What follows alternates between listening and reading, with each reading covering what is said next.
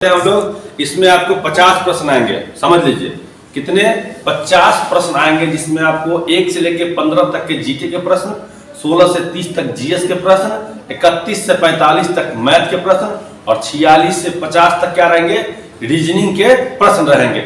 आप लोग वीडियो को शुरू से देखेंगे, स्किप नहीं करेंगे और अच्छा लगा तो दोस्तों में शेयर जरूर करेंगे। और आप लोग सब्सक्राइब नहीं कर रहे चैनल को, ये बहुत गलत बात है। इतना मेहनत करते हैं, सब्सक्राइब और लाइक जरूर करें और अपना अपना नाम लिख करके कमेंट कीजिए, ताकि हम आगे वाले वीडियो में आपका नाम लेकर के बता सके कि ये बच्चे हमारे यहाँ के कहाँ से पढ़ते हैं। ठीक है, चलिए शुरू करते हैं। पहला प्रश्न,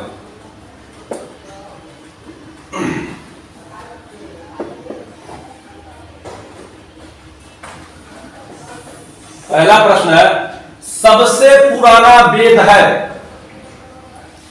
पहला प्रश्न क्या है, देखिए, सबसे पुराना वेद है ऋग्वेद, सामवेद, यजुर्वेद, अथर्ववेद। वेदों की संख्या कितनी हो गई, 4। और यहां पे चारों ऑप्शन है। अगर इसके बारे में थोड़ा सा डिटेल अगर आपको पता होगा तो आप आराम से इसका उत्तर लगा लेंगे। और देखिए, बहुत इजी प्रश्न ही आर्मी के एग्जाम में दिक्कत देती है। जो हार्ड लेवल के प्रश्न तो वो तो हमको बना ही याद रहता है, इजी प्रश्न क्या करते हैं, हम लोग इग्नोर कर देते हैं। तो क्या होगा इसका उत्तर?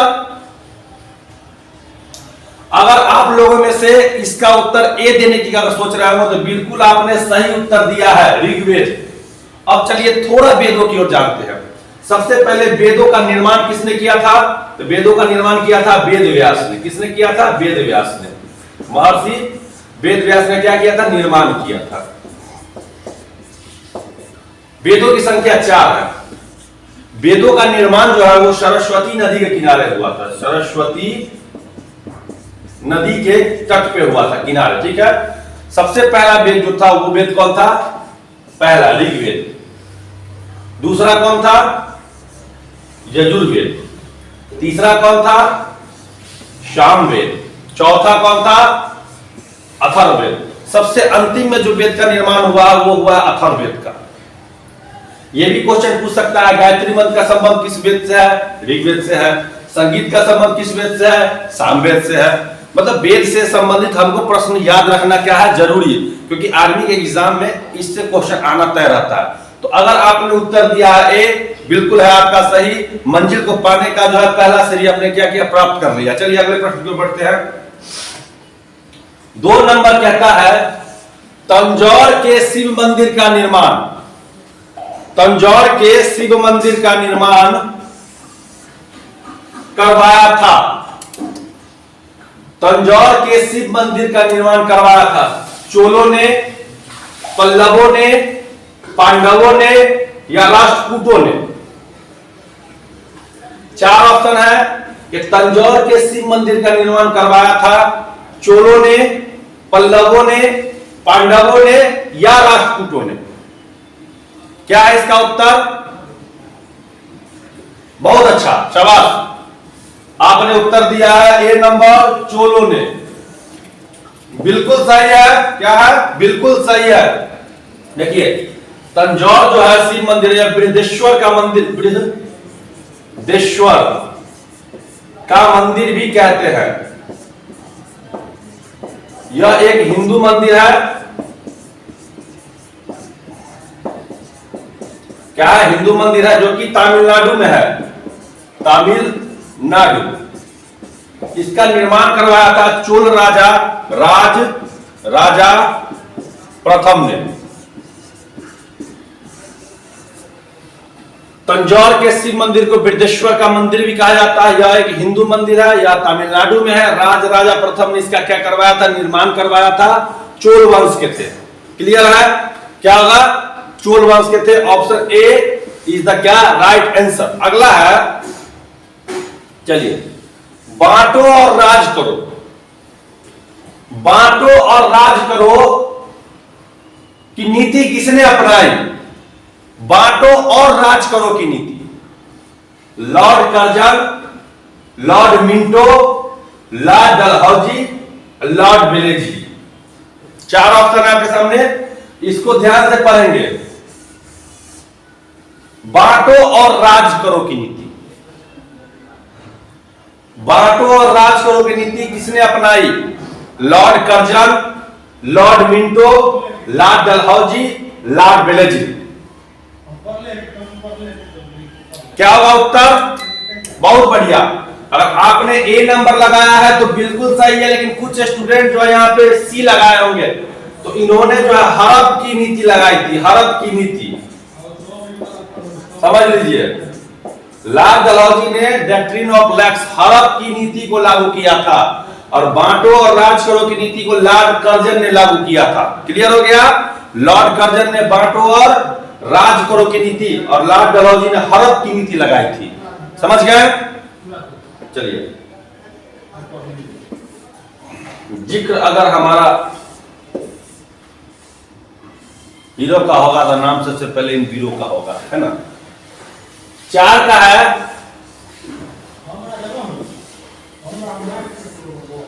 भारत छोड़ो आंदोलन कब प्रारंभ हुआ?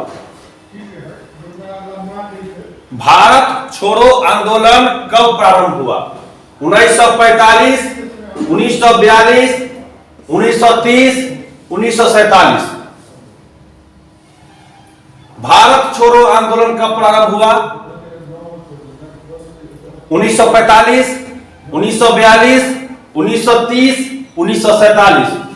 तो देखिए, भारत छोड़ो आंदोलन जो है वह आपको 1942 में क्या हुआ? प्रारंभ हुआ। देखिए, कहीं कहीं 8 अगस्त 1942 देता है, कहीं 9 अगस्त 1942 देता है। इसको अगस्त की क्रांति भी कहते हैं, अगस्त की क्रांति कहते हैं। क्या कहते हैं? अगस्त की क्रांति कहते हैं। भारत छोड़ो आंदोलन के प्रमुख नेता थे महात्मा गांधी। क्या थे? महात्मा गांधी। महात्मा गांधी ने इसी आंदोलन में करो या मरो का नारा दिया।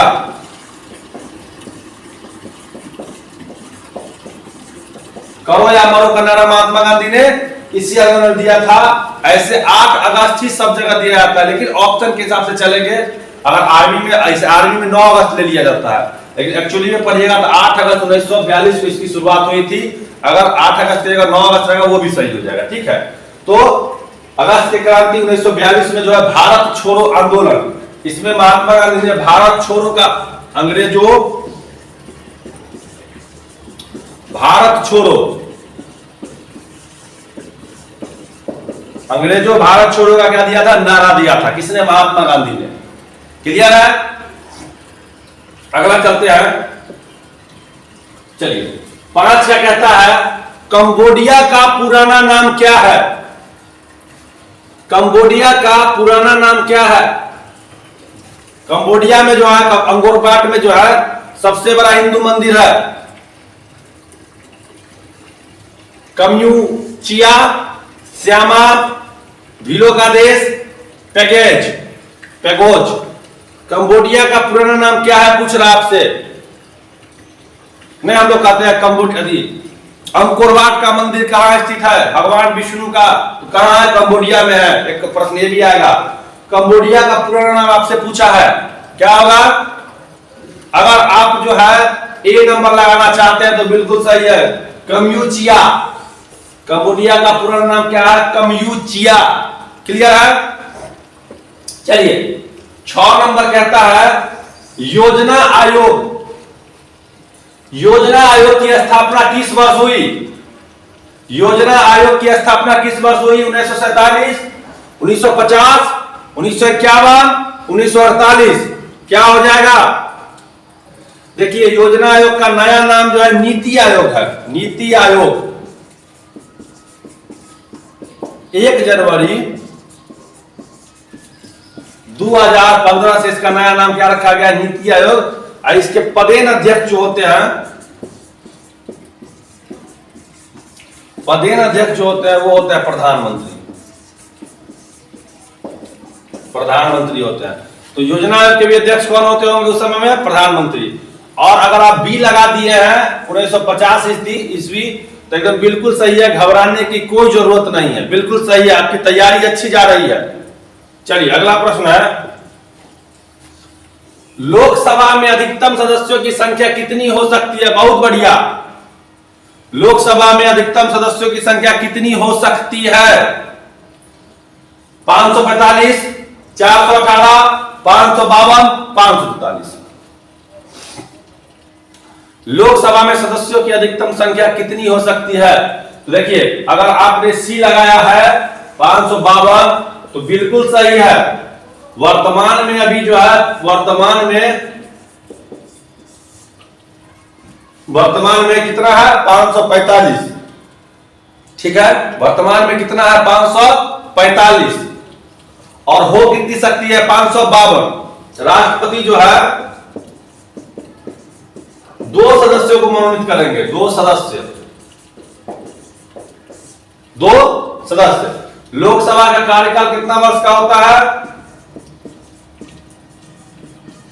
5 वर्ष का।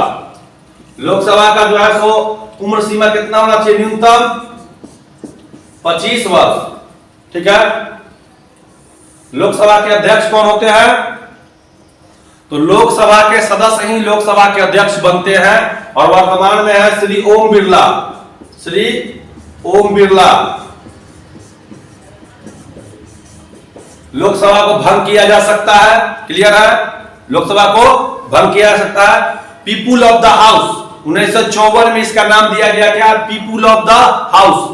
लोकसभा को है निम्न सदन भी कहा जाता है। निम्न सदन भी कहा जाता है, समझ रहे हैं? धन विधेयक जो है वो कहां पहले प्रस्तुत किया जाता है? तो लोकसभा में।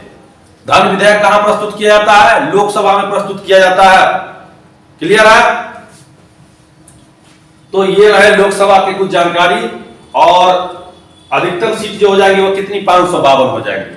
सबसे अधिक लोकसभा सीट कहां है? 80, यूपी। 80 है यूपी में। कहां है? 80। बिहार में कितना है? बिहार में 40 है। क्वेश्चन आता है कि सबसे अधिक लोकसभा की सीटें किस राज्य में है? तो यूपी में है। कहां है? यूपी में है। बिहार में इसकी 40 है। कितनी है? 40। क्लियर हो गया? अगला प्रश्न है, चलिए।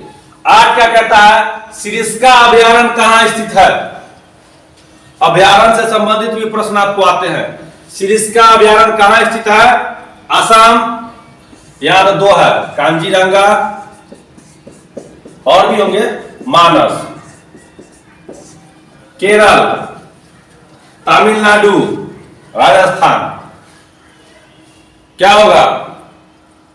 जवाब दीजिए। तो सिरिस्का अभयारण्य जो है वो आपको राजस्थान में है। कहां है? राजस्थान में। वीरों की भूमि राजस्थान। सूर्य नगरी जोधपुर। गुलाबी शहर जयपुर, सब राजस्थान। तो सिरिस्का अभयारण्य का संबंध किस राज्य से हो गया? तो राजस्थान से हो गया। क्षेत्रफल की दृष्टि से, क्षेत्रफल में सबसे बड़ा राज्य Rajasthan. Mount Abu hill station Rajasthan. हवा महल राजस्थान, समझ रहे हैं?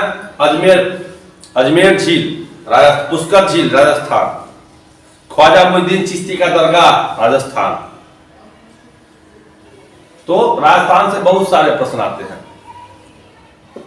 9वां है, भारत में दशमलव प्रणाली कब प्रारंभ हुआ? भारत में दशमलव प्रणाली कब प्रारंभ हुआ? दशमलव प्रणाली की खोज किसने कहां से हुई थी? तो भारत से हुई थी। दशमलव प्रणाली कहां खोज हुई? भारत में। 1955, 1957, 1961, 1971। 1955, 1957, 1961, 1971। क्या हो जाएगा? 1957।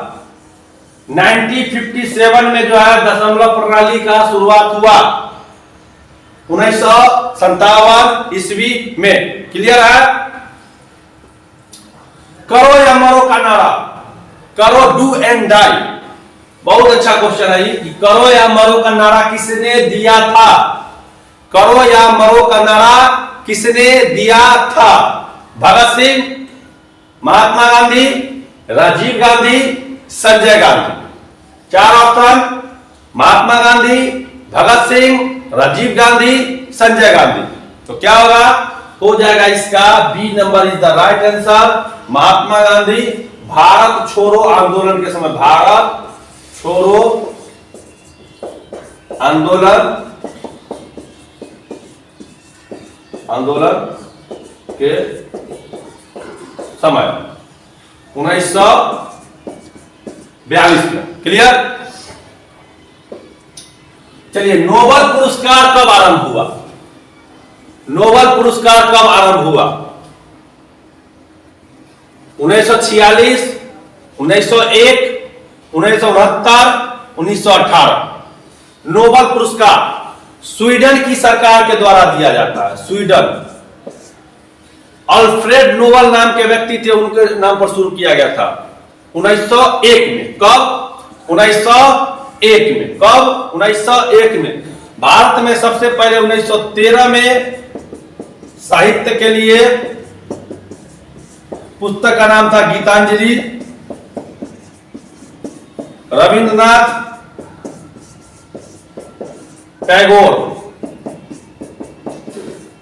टैगोर को मिला था।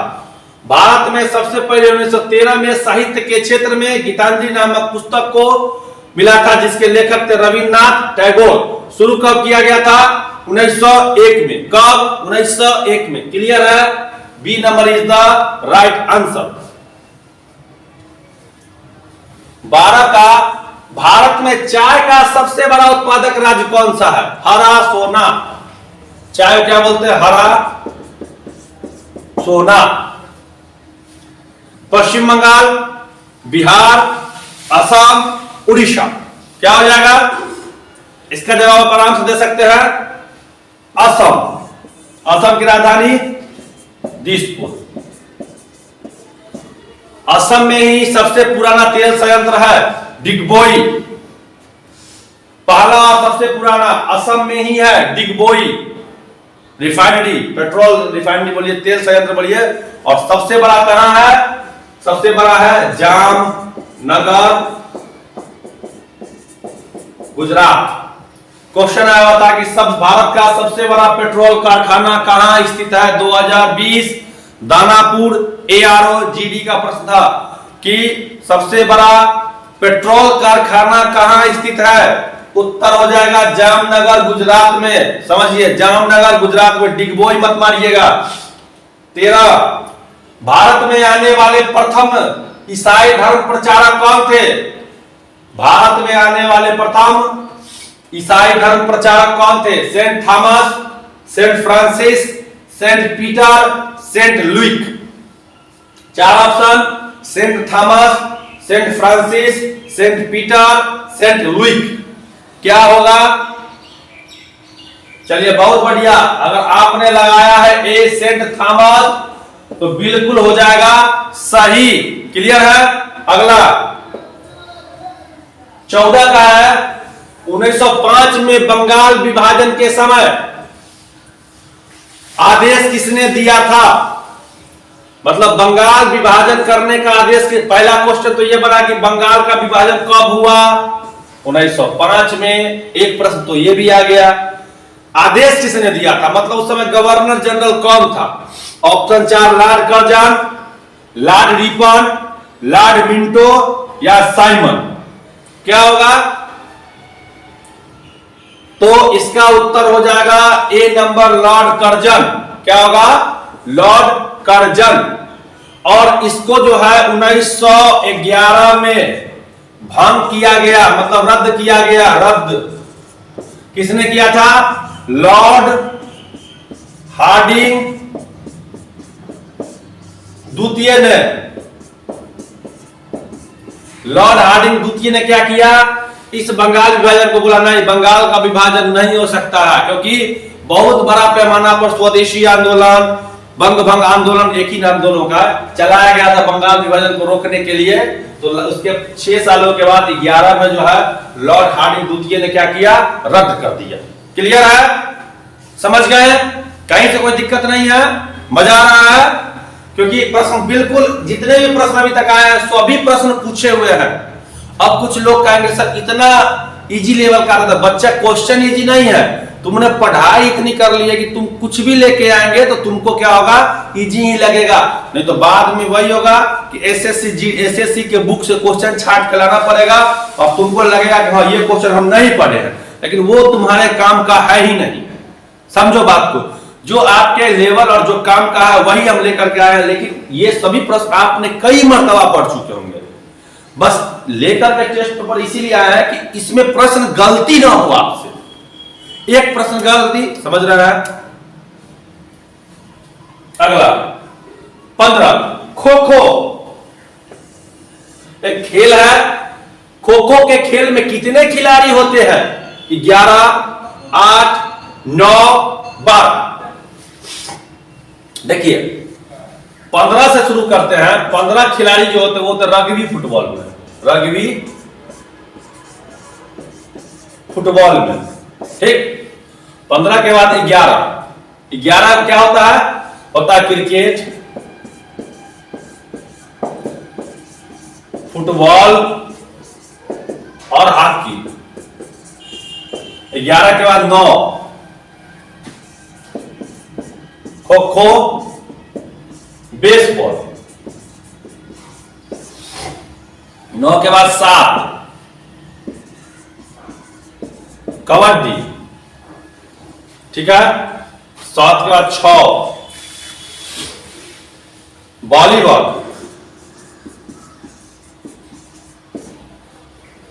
और 7 होते हैं वाटर पोलो में भी। 7 के बाद 5 बास्केटबॉल, 4 पोलो, 1 या 2 बैडमिंटन, टेबल टेनिस, टेनिस, इसमें, ठीक है। तो आपका प्रश्न क्या था यहाँ पे? खो खो। तो खो खो कहां है? यहां है। ये खो खो में कितने हो गए? 9। कितने हो गए? 9। पूरा डिटेल हमने दे दिया आपको, क्लियर है? पूरा डिटेल क्या किया? दे दिया।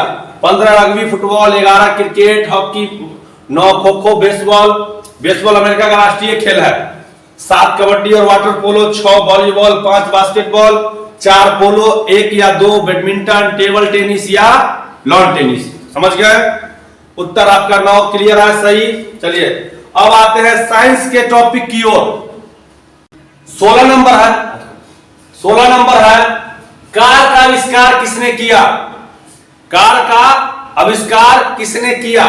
बहुत बेहतरीन क्वेश्चन है। आप लोग जो है इतना पढ़ाई किए होंगे कि ये क्वेश्चन किसी ने नहीं बताया होगा आपको, समझिए। और जितने भी स्टूडेंट हैं, अगर आप खुद से किताब से पढ़ लिए होंगे तो उनका सही हो जाएगा, बाकी कोई भी यूट्यूब पर लगभग पर ये क्वेश्चन नहीं आया होगा। कार का आविष्कार किसने किया?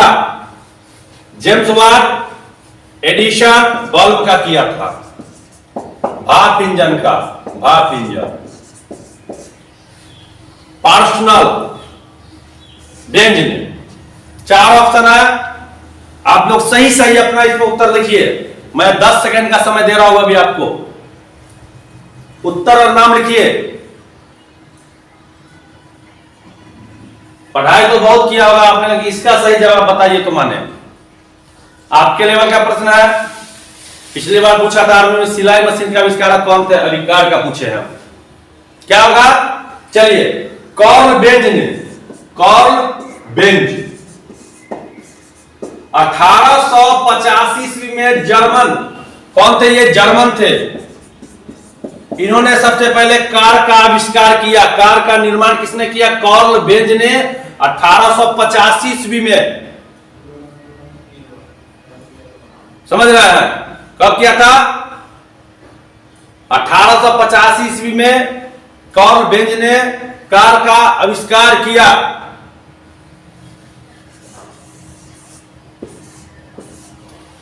17 नंबर है, बॉल पेन किस सिद्धांत पर कार्य करता है? 2020 दानापुर जीडी का प्रश्न है, या पूछा हुआ जीडी का प्रश्न है, पूछा हुआ। बॉल पेन किस सिद्धांत पे कार्य करता है? श्यानता के सिद्धांत पे, बॉयल का नियम के सिद्धांत पे, गुरुत्वीय बल के सिद्धांत पे, या पृष्ठीय तनाव, या सतह का तनाव? सतह का तनाव, पृष्ठीय सिद्धांत, पृष्ठीय तनाव या सतह का तनाव किस पे काम करता है? क्या होगा? तो इसका देखिए बॉल पेन जो है या सतह के तनाव या पृष्ठीय तनाव पे काम करता है। Option number D is the right answer. D is the right answer. Clear है? अगला है 18 का, चुंबकीय फ्लक्स का मात्रा क्या होता है? चुंबकीय फ्लक्स का मात्रा क्या होता है? Weber, ampere, volt, weber metre, क्या होगा? तो चुंबकीय फ्लक्स का मात्रक जो है वो होता है वेबर। क्या होता है? Weber. A number is the right answer. Clear है? चलिए 19 का, किस रंग का तरंग दैर्घ्य कम होता है? बहुत अच्छा है। किस रंग का तरंग दैर्घ्य कम होता है? बैगनी, लाल, हरा, नीला। 4 ऑप्शन है। अगर आपसे पूछेगा अधिक होता है तो अधिक में आ जाएगा किसका? लाल का। और कम होता है, कम में किसका आ जाएगा? बैगनी का। मतलब आपका A number is the right answer. Clear है? A number is the right answer. अगला है, चलिए 20 का, न्यूट्रॉन की खोज किसने की थी? James Chadwick, Bohr, Newton, Rutherford. क्या हो जाएगा? न्यूट्रॉन की खोज किसने की थी? जेम्स चैडविक, बोहर, न्यूटन या रदरफोर्ड? जवाब दीजिए। ये सब क्वेश्चन गलती नहीं होना चाहिए बच्चा। क्या हो जाएगा? चैडविक ने की थी। न्यूट्रॉन की खोज किसने की थी? जेम्स चैडविक ने की थी। किसने? जेम्स चैडविक ने की थी। ठीक है? अगला है 21 नंबर, निम्न में कौन हाइड्रोजन का समस्थानिक नहीं है? 21 नंबर प्रश्न है कि निम्न में कौन हाइड्रोजन का समस्थानिक नहीं है? अगर आपको हाइड्रोजन का समस्थानिक पता होगा तो आप इसको आराम से क्या करेंगे? निकाल लेंगे। Option A protium, B deuterium, C yttrium, D tritium. समझिए 4 option, protium, deuterium, yttrium, tritium. क्या हो जाएगा? किसका समस्थानिक पूछा है? हाइड्रोजन का। तो देखिए ये और ये तीनों हाइड्रोजन के समस्थानिक होते हैं, लेकिन इट्रियम जो है वो हाइड्रोजन का क्या? समस्थानिक नहीं होता है। मतलब ऑप्शन सी आपका बिल्कुल क्या है? सही है। क्लियर? चलिए 22 का है, कौन सी धातु विद्युत बल्बों के फिलामेंट के निर्माण में प्रयुक्त होती है? कौन सी धातु विद्युत बल्बों के फिलामेंट के निर्माण में प्रयुक्त होती है? देखिए कितना मतलब इजी क्वेश्चन को कितना लंबा करके दिया गया है। समझिए, तो आर्मी के एग्जाम में जो भी प्रश्न आएंगे इसी तरह के आते हैं, घुमा के। क्या आते हैं? घुमा के। लोहा, टंगस्टन, चांदी, तांबा। क्या हो जाएगा? तो हम सभी जानते हैं विद्युत बल्बों के जो है फिलामेंट जो वो टंगस्टन के बने होते हैं। किसके? टंगस्टन के बने होते हैं। क्लियर है? 23 का, शराब का निर्माण होता है। शराब का निर्माण होता है CH3OH से, C2H5OH से, C6H6 से, CH3COOH से। क्या हो जाएगा? शराब का निर्माण होता है। जवाब दीजिए। 23 नंबर है।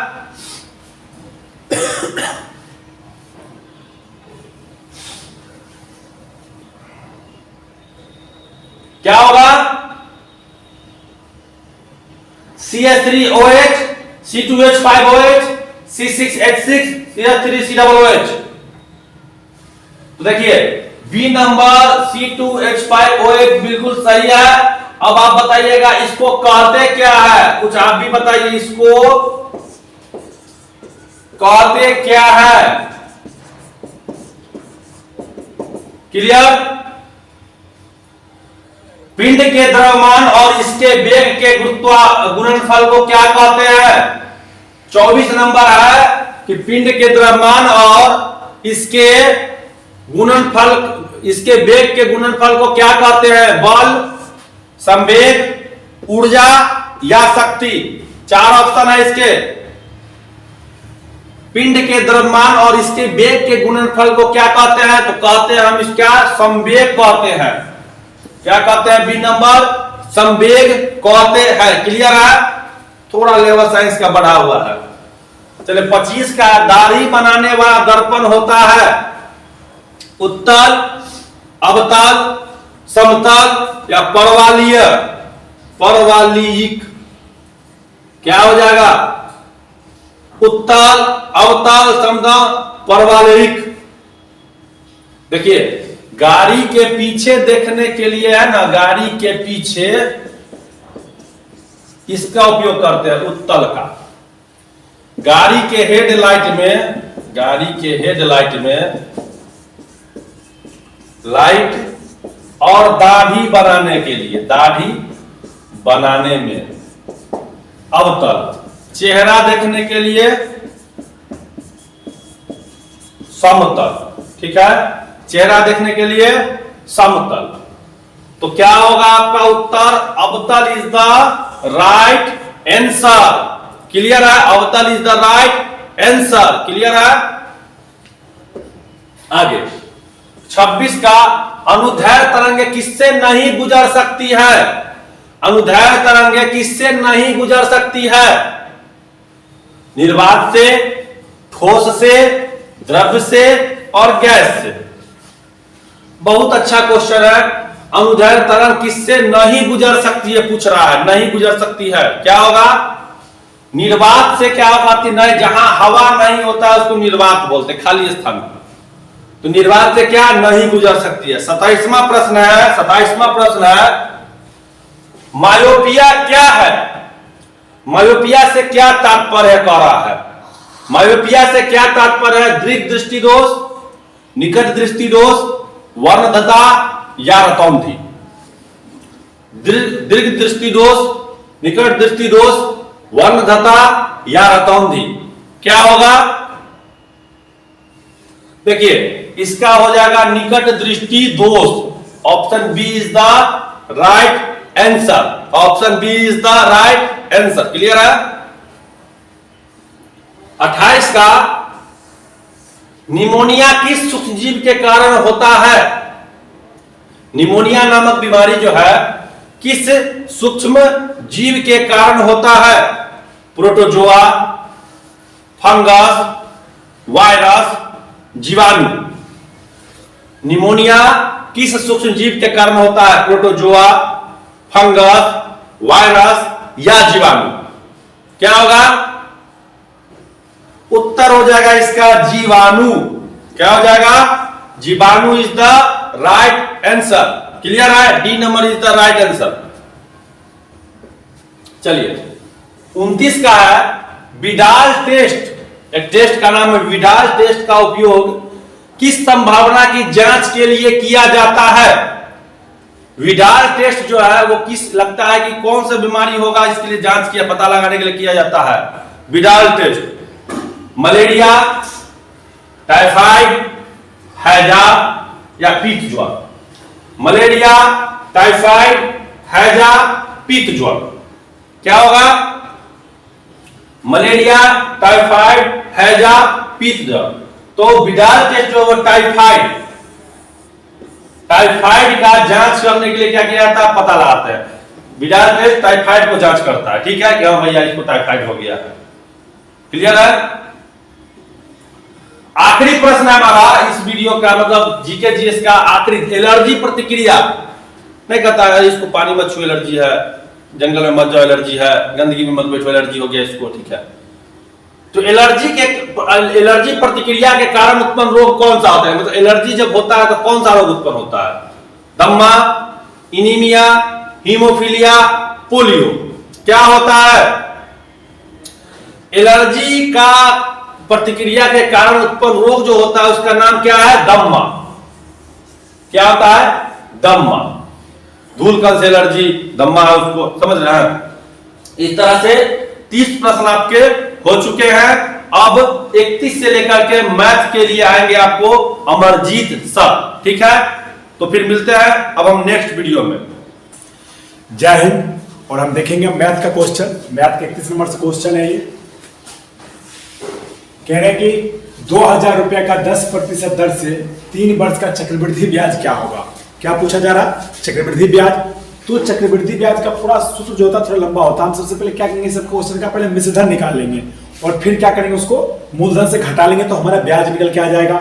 तो मिश्रधन बराबर होता है 2000 मूलधन गुने 10% है तो 110 और बटे 100 गुने 110 और बटे 100। ये 3 वर्ष है इसलिए इसको हम 3 बार लिखेंगे।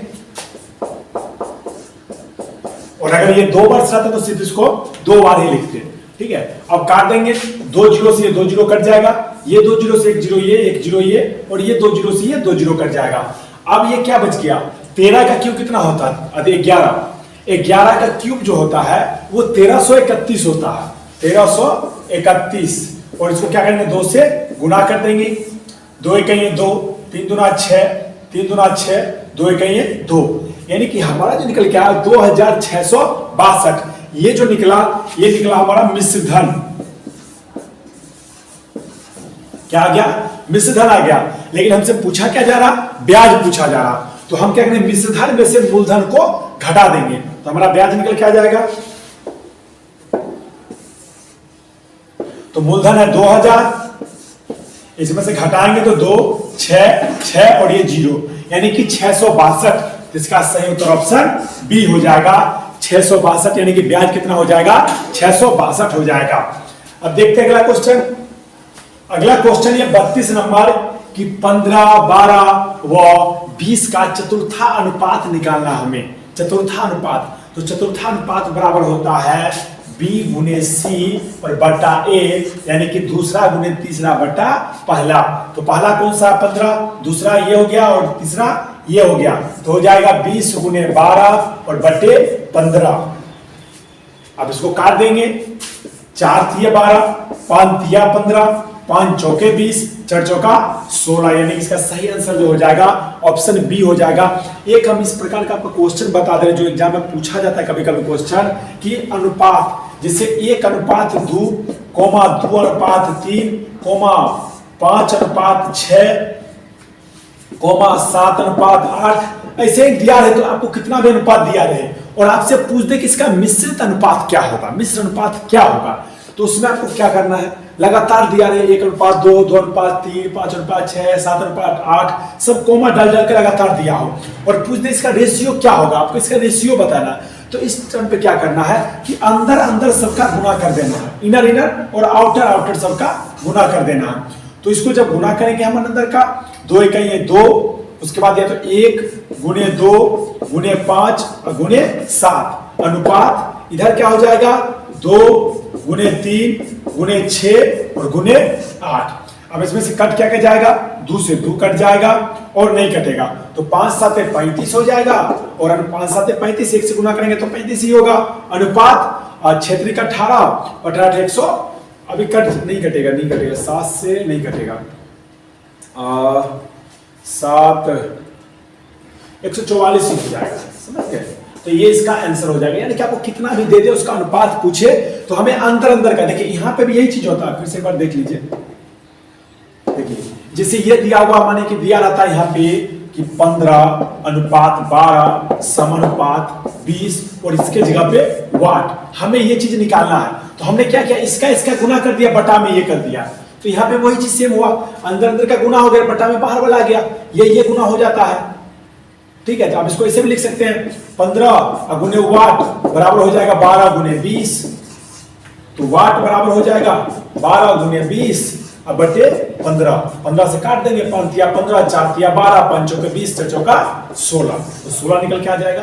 तो जितना भी अनुपात दिया है आपको, लगातार अनुपात दिया हुआ है, तो सबको क्या करना, अंदर अंदर का गुना कर लेना और बाहर बाहर का गुना कर लेना। अगला क्वेश्चन देखते हैं हम 33 नंबर, यदि कोई संख्या 25% बढ़ने पर 80 हो जाती है तो वह संख्या बताओ। तो सीधे सीधे क्या हो जाएगा, 125% बराबर 80। अब ये 25 पंचे 125, 25 चौके 100, 5 से काट देंगे तो 16 बार में कट जाएगा, 16 चौका 64, यानी कि संख्या जो है वो हमारा 64 है। अब पता करना कि सही है कि नहीं, देखिए ये तो आपको एग्जाम में सिर्फ कर देना है, लेकिन आपको कैसे पता चलेगा सही कि नहीं। अगर बनाने के लिए देखिए कह रहा है कि इसका 25%, तो 64 का 25%, 25 चौके 16, 16 चौका 64, 16 और 16 में 64 में यदि 16 जोड़ दो तो 80 हो जाएगा, यानी कि सही है हमारा। तो इसका सही उत्तर जो हो जाएगा ऑप्शन बी हो जाएगा। एग्जाम में आपको इतना नहीं करना, सीधे इतना बढ़ने पर दे रहा तो 125 और बटे 100 बराबर 80 कर देना। हमने ये बताया ताकि ये क्वेश्चन हमें सही बनाया है। अगला क्वेश्चन देखते हैं 34 नंबर क्वेश्चन। 34 नंबर क्वेश्चन है कि 5 क्रमागत संख्याओं का औसत 23 हो तो सबसे छोटी संख्या बताना है। सबसे छोटी संख्या यानी कि 5 क्रमागत संख्याओं का औसत 23 है। तो देखिए क्रमागत मतलब होता है लगातार संख्या, तो 5 औसत यानी क्या होता है, बीच वाला होता है। तो ये बीच वाला हो जाएगा, इधर हो जाएगा 24 और इधर हो जाएगा 25, इधर क्या हो जाएगा 22 और इधर हो जाएगा 21। तो 1 2 3 4 5 को संख्या हो गया। तो इसका औसत जो होगा वो बीच वाला होगा। एक चीज और, कभी भी आपको संख्या यदि कितना भी दिया रहे और लगातार सेम अंतर के, जैसे ये लगातार 21 22 सबका एक एक अंतर है, सेम अंतर से 2 2 का अंतर हो, 3 3 का अंतर हो, 4 4 का अंतर हो और आपका औसत निकालना हो, तो या तो अगर ज्यादा तो बीच वाला आप आंसर मानते हैं। एक और तरीका है, आप लास्ट के दोनों जोड़ दोगे तो कितना हो जाएगा 46 और उसको 2 से भाग दे दो, यानी कि इसका औसत क्या हो जाएगा 23 हो जाएगा। लेकिन इस क्वेश्चन को बनाना है तो सीधे क्रमागत संख्या यानी कि लगातार संख्या, और कह रहा है कि उसका औसत 23 यानी कि औसत जो होता है बीच वाला होता है, तो यहाँ पर 23 हो जाएगा। तो 23 एक 24 हो जाएगा, 25 हो जाएगा। यहाँ पर पूछा सबसे छोटी संख्या तो 21 हो जाएगा। अगर यहाँ पूछता कि सबसे बड़ी संख्या क्या होगा तो क्या हो जाता 25 हो जाता। और कितना भी संख्या रहे, जैसे लगातार निकाले 2 4 6 8 10 12 लगातार जहां तक लिख दे, लगातार अंतर सेम होना चाहिए, 100 तक लिख दे। तो औसत निकालना तो क्या करेंगे, फर्स्ट और लास्ट को जोड़ के और 2 से भाग दे देंगे तो हमें औसत हमारा निकल के आ जाएगा। देखते हैं अगला क्वेश्चन 35 नंबर क्वेश्चन।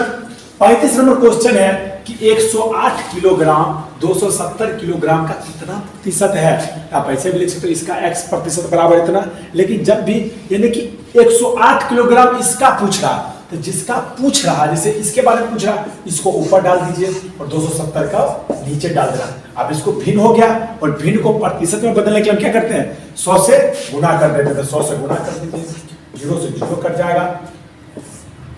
अब इसको काट दीजिए 27 तो हो जाएगा 9 तिया 27, 3 से काटेंगे, 3 से इसको काटेंगे तो 3 तिया 9 और 1 3 6 18, 9 चौक 36, यानी कि 40%। कितना प्रतिशत है 40%। इसका सही उत्तर ऑप्शन ए हो जाएगा।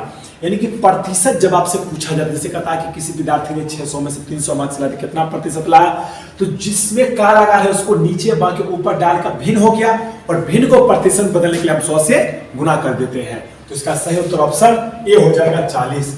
अगला क्वेश्चन है 36 नंबर, एक गैलन में कितने लीटर होते हैं, बताइए इसका सही उत्तर क्या होगा। आप लोग बताइए इसका सही उत्तर क्या होगा।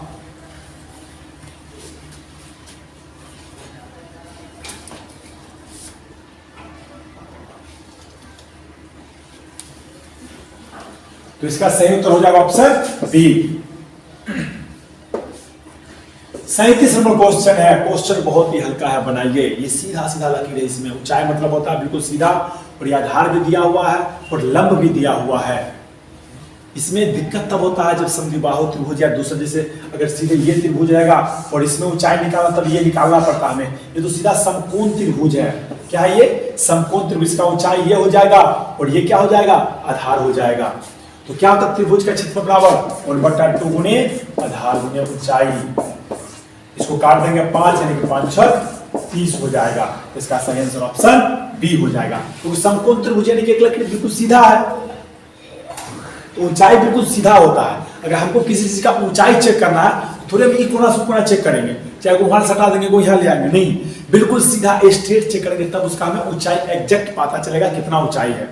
अगर ये त्रिभुज होता, इसे होता त्रिभुज, और तब हमको ऊंचाई निकालना होता तो पहले ये निकालते, इसका ये निकालते, तब जाकर हम इसका क्या कहते हैं क्षेत्रफल निकाल सकते हैं। तो यहाँ पर क्या समकोण त्रिभुज में सीधा लकीर है, एक लकीर क्या बिल्कुल सीधा है, तो ये क्या हो जाएगा, इसका ऊंचाई हो गया और ये आधार हो गया इसका। ठीक है, तो क्या करें, एक समकोण त्रिभुज का आधार इतना सेंटीमीटर है और लंब इतना सेंटीमीटर है, तो त्रिभुज का क्षेत्रफल क्या होगा, तो क्षेत्रफल हो जाएगा 30 सेंटीमीटर स्क्वायर। इसका सही आंसर हो जाएगा। 38 नंबर क्वेश्चन है, 16,259 में क्या जोड़ा जाए कि पूर्ण वर्ग बन जाए। क्या जोड़ा जाए, क्या करा, क्या जोड़ा जाए, तो जोड़ा जाए जब भी कहे तो क्या करना, सबसे पहले इसका वर्गमूल निकालेंगे हम भाग विधि से, इधर से जोड़ा लगाएंगे।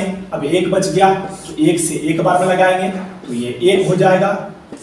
अब एक और एक कट जाएगा, 6 और 2 आ जाएगा, कलर चेंज कर लेते हैं, और एक एक 2 हो गया।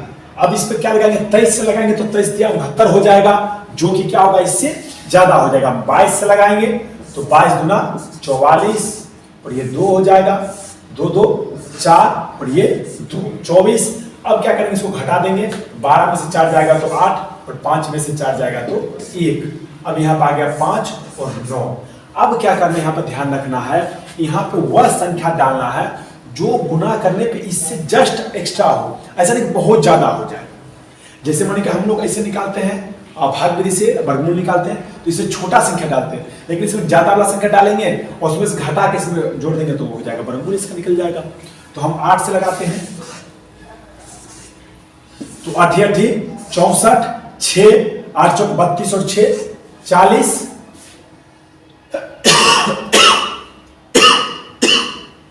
फिर से देख लीजिए, 8 8 64, 6 8 चौक 32 और 6 38, 32 और 6 38, 8 दूना 16 और 3 19, यानी कि 1984। इससे जस्ट आगे वाला संख्या लेना है। अब इसको हम घटाएंगे और जो घटा के आएगा वो यदि इसमें जोड़ देंगे हम तो क्या होता, 1984 हो जाता, तो क्या होगा, संख्या हमारा पूर्ण वर्ग हो जाता। तो इसमें से इसको घटाना कि इसमें से ये घटेगा, बड़ा में से छोटा घटाना, तो ये क्या है, देखिए 1984 में से हमको 1859 घटाना है।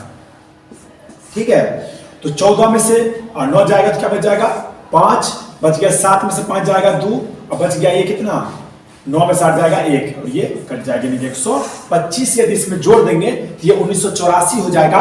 तो 1984 कट के 0 हो जाएगा, तो क्या हो जाएगा, हमारा संख्या का वर्गमूल जो हो जाएगा वो 128 हो जाएगा। इसलिए इसमें क्या, जब जोड़ा जाए तो क्या करेंगे, बढ़ा लेंगे, क्या घटाया जाए तब तो हम छोटा वाला इससे लेंगे, जो घटा के शेष आएगा वही घटाया जाएगा। और जब क्या गुना किया जाए तो फिर एलसीएम निकाला जाता है और जोड़ा लगाया जाता है। जिसका जोड़ा नहीं लगाया जाएगा वो संख्या हम जोड़ा लगाएंगे उसको, जैसे मैंने क्या कहता है, इसमें क्या गुना किया जाए कि यह संख्या क्या हो जाए, पूर्ण वर्ग हो जाए। तो इसका क्या कहते हैं, एलसीएम निकालते हैं। जिसका जोड़ा लग रहा है वो ठीक है, जिसका नहीं लगता वो संख्या अपना मन से लिख दे तो वही आंसर हो जाता। तो इसका सही उत्तर हो जाएगा ऑप्शन डी हो जाएगा 125। 39 नंबर क्वेश्चन बहुत इजी क्वेश्चन है कि दो संख्याओं का एलसीएम व एचसीएफ क्रमशः 108 व 18 है। यदि एक संख्या 36 है तो दूसरा संख्या कितना होगा, निकालना हमें। तो दूसरी संख्या बराबर होता है एलसीएम गुने एचसीएफ बटे पहली संख्या। दूसरी संख्या बराबर होता है 18 दूना 36, 2 से काट देंगे हो जाएगा 5 दूना 10, 2 पंचे 10 और 2 चौके 8, यानी कि 54 हो जाएगा। तो इसका सही उत्तर जो हो जाएगा ऑप्शन बी हो जाएगा 54। अगर पहली संख्या में जैसे इसमें देखिए इसका जो होता है वो होता है एलसीएम गुने एचसीएफ बराबर पहली संख्या गुने दूसरी संख्या। अब हमें एलसीएम निकालना है, इसमें से एक निकालना होगा, बाकी तीनों चीज दिया रहेगा। एलसीएम निकालना है तो पहली संख्या गुने दूसरी संख्या बटे एचसीएफ हो जाएगा। पहली संख्या निकालना है तो एलसीएम गुने एचसीएफ बटे दूसरी संख्या आ जाएगा। तो ये सूत्र इसी पे सारा निकल जाएगा। 40 नंबर क्वेश्चन है 110 मीटर लंबी ट्रेन जिसकी चाल 60 किलोमीटर प्रति घंटा है तो वह 240 मीटर लंबे प्लेटफॉर्म को कितने समय में पार करेगा। हमसे क्या पूछा जा रहा है, टाइम पूछा जा रहा। तो समय देखिए यहाँ पे जो हमारा दूरी है वो मीटर में है और समय हमारा सेकंड में है और 4 किलोमीटर प्रति घंटा में है। तो सबसे पहले क्या करेंगे, इसको मीटर प्रति सेकंड में चेंज करेंगे।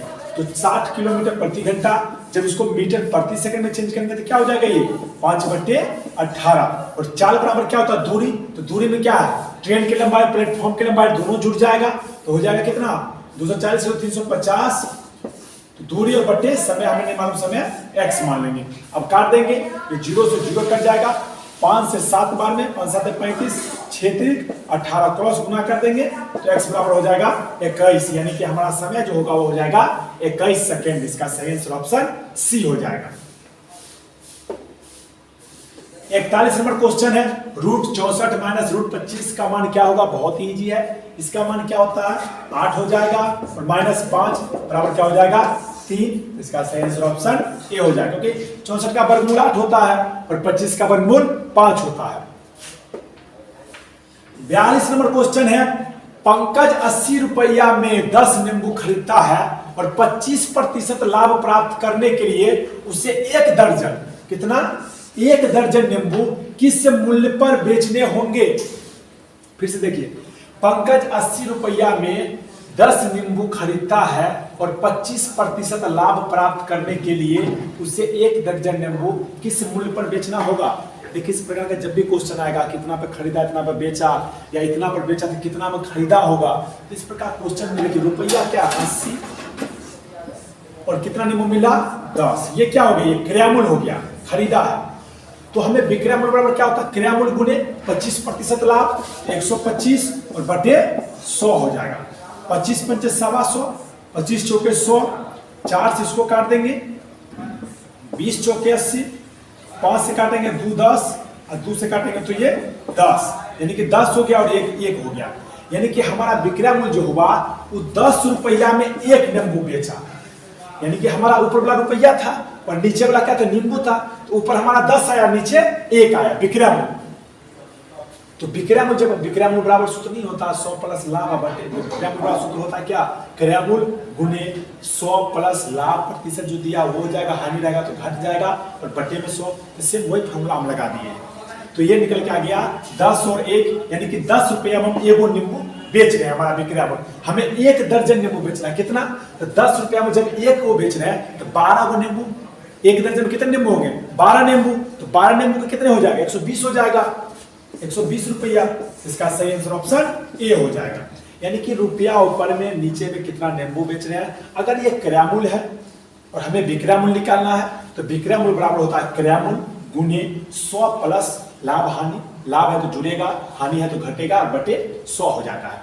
अगर ये हमें पूछता है इतना 80 रुपया में इतना में बेचता है और 25% लाभ का मतलब कितने में खरीदा था, तब सेब यहाँ तो यही लिखे कि ये क्या होगा, पलट जाएगा 100/125 हो जाएगा और ऊपर जो आएगा वो क्या आएगा रुपया और नीचे आएगा वो नींबू आएगा, तो फिर उतना में खरीदा था। तो आपको किसी प्रकार क्वेश्चन इस टाइप का पूछेगा तो आप आसानी से बना सकते हैं। 43 नंबर क्वेश्चन है, निम्न में से कौन सी एक विषम भाज्य संख्या है। विषम भाज्य संख्या 12 क्या है, सम संख्या 15। देखिए ये विषम संख्या भी और भाज्य संख्या भी है। ये क्या विषम है लेकिन अभाज्य है, ये भी विषम है लेकिन अभाज्य है। तो इसका सही आंसर ऑप्शन बी हो जाएगा।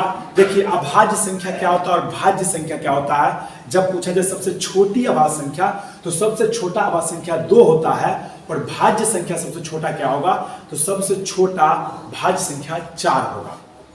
क्यों, क्योंकि भाज्य संख्या देखिए, अभाज्य संख्या देखिए क्या बोलते हैं, जो सिर्फ खुद और एक से कटे उसको हम अभाज्य संख्या कहते हैं, और भाज्य संख्या जो खुद और एक के अलावा और किसी संख्या से कटे। तो देखिए एक सिर्फ एक ही से कटेगा तो होगा ही नहीं, 2 सिर्फ 1 और 2 खुद ही से कटेगा तो ये भी नहीं होगा, 3 सिर्फ 1 और 3 खुद से कटेगा तो ये भी नहीं होगा, 4 1 से भी कटेगा, 4 से भी कटेगा और 2 से भी कटेगा। तो सबसे छोटा भाज्य संख्या क्या होगा, 4 होगा और सबसे छोटा अभाज्य संख्या 2 होगा। अभाज्य संख्या का भी शर्त है कि कम से कम वो 2 संख्या से कटे और अधिक से अधिक में 2 संख्या से कटे हो। ऐसा नहीं कि एक अभाज्य एक इसलिए नहीं होगा कि एक सिर्फ एक ही खुद ही से कट रहा और किसी से नहीं कट रहा। अभाज्य संख्या का रूल ये होता है कि कम से कम वो 2 संख्या से कटे, यानी कि एक से और खुद से, और अधिक से भी 2 ही से कटे, एक से और खुद से, बाकी किसी से नहीं कटे, उसे बोलते हैं अभाज्य संख्या बोलते हैं। और भाज्य संख्या सबसे छोटा हो जाएगा 4। ये क्या कह रहा कि निम्न में से कौन सी विषम भाज्य संख्या है? विषम भाज्य संख्या। तो विषम 15 है और भाज्य भी है, ये कटेगा, 1 से कटेगा, 15 से भी कटेगा, 3 से भी कटेगा, 5 से भी कटेगा, तो ये हो जाएगा भाज्य संख्या। आगे देखिए क्वेश्चन है 44 नंबर कि 10 संतरों का विक्रय मूल्य 13 संतरों के लागत मूल्य के बराबर है, तो तदनुसार लाभ का प्रतिशत कितना होगा? तो लाभ यानी कि कितना का लाभ है? 3 का है, तो लाभ गुने 100। इसमें बोले थे हम उलट जाता है, अगर ये क्या है इतना विक्रय मूल्य है, ये हो जाएगा क्रय मूल्य, हो जाएगा विक्रय मूल्य, ये क्या हो जाएगा बट्टे में 10, ये 0 से 0 कट जाएगा, यानी कि 30% लाभ हो जाएगा। फिर से देखिए 10 संतरा, ठीक, 10 संतरा का विक्रय मूल्य बराबर 13 संतरे का क्रय मूल्य। तो जब हम क्रय मूल्य को इधर लाएंगे तो विक्रय मूल्य बटे क्रय मूल्य हो जाएगा हमारा, और बराबर 13 बटे इस गुना में इधर आके भाग में हो जाएगा बटा 10, तो हमारा विक्रय मूल्य 13 हो जाएगा, क्रय मूल्य 10 हो जाएगा। इसलिए क्या होता है ये क्योंकि गुना में है, ये जब ये क्रय मूल्य गुना में है, इधर लाएंगे तो भाग में आ जाएगा, विक्रय मूल्य के नीचे क्रय मूल्य आ जाएगा। अब ये है इधर यही रहेगा 13 और ये गुना में इधर आके भाग में हो जाएगा, तो ये इतना बट्टा यानी कि विक्रय मूल्य बटे क्रय मूल्य हो जाएगा 13 बटा 10, यानी विक्रय मूल्य हो जाएगा 13 और क्रय मूल्य हो जाएगा 10। तो वही हमारा लाभ कितना हुआ 3 का, तो 3 गुने 100 यानी कि लाभ गुने 100 और बटे क्रय मूल्य 10। इसका सही उत्तर हो जाएगा 30%। लास्ट देखिए 45 नंबर क्वेश्चन है, करा किसी धनराशि 20% वार्षिक दर पर 2 वर्षों का साधारण ब्याज और चक्रवृद्धि ब्याज का अंतर 48 रुपया है, तदनुसार वह धनराशि कितनी है? बहुत अच्छा क्वेश्चन है और एग्जाम में पूछा भी जा सकता है। मैं थोड़ा टाइम देता हूं 2-4 सेकंड में भी, यही बनाइए इस क्वेश्चन को, कोशिश कीजिए बनाने, बहुत ही तरीका बनाइए, इस पे से बनेगा ये। देखिए अंतर दिया है ना, अंतर बराबर लिखिए, 48 बराबर कितना वर्ष है? 2 वर्ष।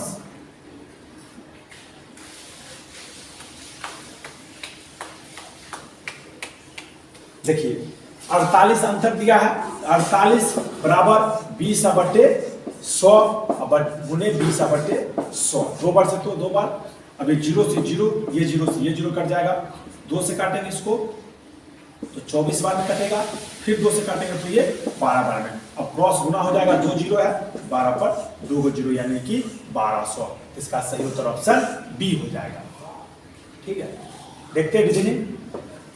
रीजनिंग का क्वेश्चन है ये HEFGH, यानी कि इधर से क्या है, एक माइनस हो रहा है, ठीक है, फिर EFGH, इधर 2 प्लस हुआ, फिर क्या हुआ HI यानी कि एक माइनस हो गया, और फिर क्या हुआ J की एक प्लस हो गया। सेम हम लोग कर देंगे, P से पहले क्या O होता है तो O लिख देंगे, उसके बाद O के बाद P होता है तो P लिख देंगे।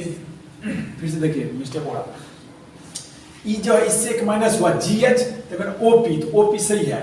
उसके बाद क्या किया, EF के बाद क्या किया GH यानी कि 2 का किया, तो अब क्या करेंगे OPQ लिखेंगे, यहाँ पर क्या लिखेंगे Q लिखेंगे, ये हो जाएगा हमारा Q। मिस्टेक हो जाता है इसलिए कभी भी वर्ड्स क्वेश्चन, ये हो जाएगा O और फिर हो जाएगा Q हो जाएगा। क्यों? क्योंकि F के बाद G के बाद H लिखा है इसने, हम भी O के P के बाद Q लिखेंगे यहाँ पे।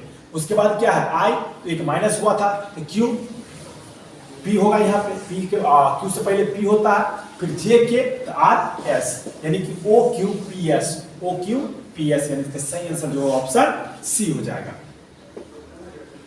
47 नंबर क्वेश्चन देखिए, किसी एक व्यक्ति की ओर संकेत करते हुए मोहन ने कहा उसका भाई मेरी पत्नी के पिता का नाती है, वह व्यक्ति मोहन से कैसे संबंधित है? ब्लड रिलेशन का कैसा भी क्वेश्चन है, आपको मन में सोच के बनाइएगा तो दिक्कत आएगा ही आएगा, उसको डायग्राम के मेथड से बनाना है तो आपको कभी दिक्कतें नहीं आएंगी। देखिए जैसे जैसे कर वैसे कर देना, सीधा जैसे जैसे कर वैसे कर देना है। देखिए कह रहा कि किसी एक व्यक्ति की ओर संकेत करते हुए मोहन, कौन कह रहा, मोहन कह रहा है, मोहन कह रहा है तो उसका भाई यानी कि मोहन का भाई, नहीं एक व्यक्ति की ओर संकेत करते हुए मोहन का उसका भाई यानी कि व्यक्ति का भाई मेरे पत्नी यानी कि मोहन की पत्नी, नहीं ऊपर नहीं जाएगा, गलत हो गया, मोहन की पत्नी की मोहन के बराबरी रहेगी, मोहन की पत्नी यानी कि मेरे पत्नी के पिता यानी कि इसके पिता यानी कि मोहन का ससुर, पिता के नाती, तो तो इसके ससुर का जो नाती होगा इसका वाइफ का बेटा ही नहीं होगा।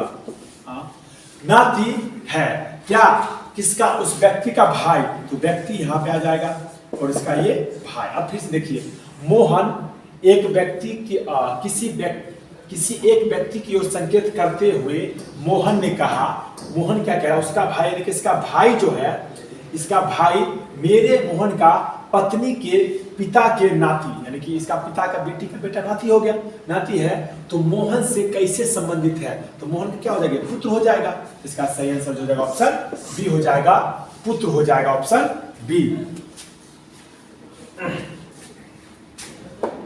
बनाए अगला क्वेश्चन, ये क्वेश्चन बहुत इजी क्वेश्चन है। यदि किसी कूट भाषा में फीस, एक बात देखिए मैं आपको बता दूं, मैथ और रीजनिंग एक ऐसा चीज है ना, जिसे अभी आप पढ़ लोगे तो आपका कंफर्म जॉब हो जाएगा, मैं गारंटी कह रहा हूँ। बाकी चीजें धोखा दे सकती है आपको, लेकिन ये चीजें धोखा नहीं दे सकती है। अगर ये आपको आ रहा तो आ रहा, नहीं आ रहा तो बिल्कुल नहीं आ रहा। लेकिन जीके में क्या है, आपने कितना पढ़ लिया, थोड़ा प्लेटफॉर्म चेंज करते दिक्कत आ जाती है। लेकिन मैथ यदि आप चैप्टर वाइज सीखे हुए, रीजनिंग सीखे, ये तो फ्री का नंबर है, 5 नंबर। अगर इसमें भी मिस्टेक करके आ जाओ, जैसे मैं आप बता रहा हूँ, कभी तो मिस्टेक हो जाए, क्योंकि हमारी प्रैक्टिस थोड़ी बहुत छूट चुकी है। तो आप यदि आप लगातार बना रहे हो, इसलिए कहते हैं ना कि लगातार प्रैक्टिस में रहना है। एग्जाम जब होगा वो तो होगा ही, आपको लगातार प्रैक्टिस में रहना है कि मिस्टेक किसी प्रकार का नहीं होना चाहिए, मिस्टेक नहीं होना चाहिए। खासकर रीजनिंग में ये 5 यानी कि 5 क्वेश्चन का हमें 10 नंबर जो मिलेगा वो हर हाल में हमें लेना ही लेना है। यदि किसी कूट भाषा में फीस को ये लिखा जाता है तो इसे क्या लिखा जाएगा, देखिए EF क्या हुआ, एक माइनस हो गया, फिर क्या हुआ GHI, फिर एक माइनस हो गया, उसके बाद सब एक माइनस हो रहा है GH। ठीक है, तो हम सेम वही करेंगे। जे से पहले क्या होता था I, तो I हो जाएगा, उसके बाद T से पहले U से पहले T, तो T हो जाएगा, उसके बाद N से पहले M, तो M हो जाएगा, उसके बाद G से पहले F, L से पहले K और E से पहले D, यानी कि इसका सही आंसर ऑप्शन ए हो जाएगा। यानी कि सब में से एक एक क्या कर दिया है, माइनस कर दिया है। 49 नंबर क्वेश्चन है, 10, 8, 18, फिर 10, फिर 12, फिर 14, फिर 16, तो हम 18 जोड़ देंगे तो कितना हो जाएगा, 88 हो जाएगा। तो इसका सही आंसर ऑप्शन डी हो जाएगा। देख रहे हैं, देखते हैं अगला क्वेश्चन। 50 नंबर क्वेश्चन है लास्ट।